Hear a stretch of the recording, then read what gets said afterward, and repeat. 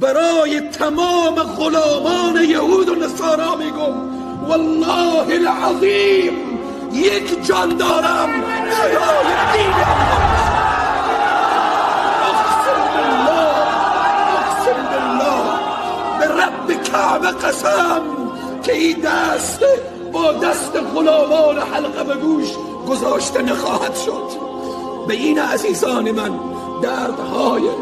دردهای مسلمانی خیلی سخت. عزیزان من، مسلمانی تنها به روزه گرفتن نیست، مسلمانی به نماز نمیشه، مسلمانی تنها به عبا و قبا نیست.